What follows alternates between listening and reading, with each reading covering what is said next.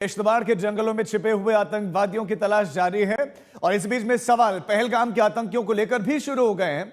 22 अप्रैल को घटना घटित हुई, एक महीने से ज्यादा का समय बीत गया। बेसरन घाटी में धर्म पूछकर 26 पर्यटकों की जान लेने वाले आतंकी अब तक सुरक्षा बलों के हाथ क्यों नहीं आए? यह बहुत बड़ा सवाल है। पहलगाम के निर्दयी हत्यारे अब तक खुलेआम क्यों घूम रहे हैं? ये अब तक पकड़ में क्यों नहीं आए? अब इससे मुद्दा बनाते हुए कांग्रेस ने सरकार पर चौतरफा हमला बोला है और बहुत वाजिब सवाल जो उठ रहे हैं, आपने अब तक किसी सर्वदलीय बैठक की अध्यक्षता आखिर क्यों नहीं की? पहलगाम में ये निर्दयी हत्यारे अब तक खुलेआम घूम रहे हैं। ये कांग्रेस के कुछ इंपॉर्टेंट सवाल जो सरकार से पूछे जा रहे हैं कि आपने संसद का विशेष सत्र आखिर क्यों नहीं बुलाया? कांग्रेस से मांग करें कि एक स्पेशल सेशन बुलाया जाए।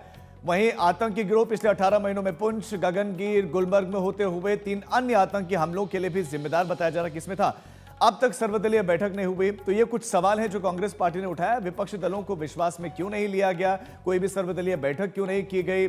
संसद का विशेष सत्र आखिर कब बुलाया जाएगा? और बीते 2 हफ्तों में अमेरिका के राष्ट्रपति डोनाल्ड ट्रंप, विदेश मंत्री रूबियो, ये बार बार जिस तरह से अमेरिका की भूमिका को लेकर दावे कर रहे हैं कि ट्रेड के चलते इन देश, दोनों ही देश जो है सीज फायर के लिए राजी हुए, इस पर आखिर हमारे देश के नेता चुप क्यों हैं? ऑपरेशन सिंदूर को राहुल गांधी ने भी 3 चुपते हुए इस पर सवाल पूछ डाले। हमारी सरकार ने तीनों सेनाओं को खुली छूट दे दी थी।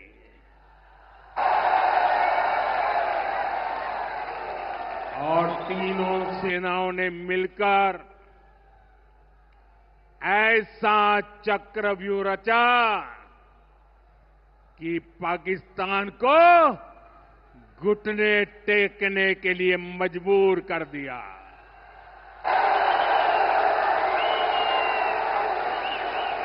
मां भारती का सेवक मोदी यहां सीना तान कर खड़ा है। मोदी का दिमाग ठंडा है, ठंडा रहता है, लेकिन मोदी का लहू गर्म होता है।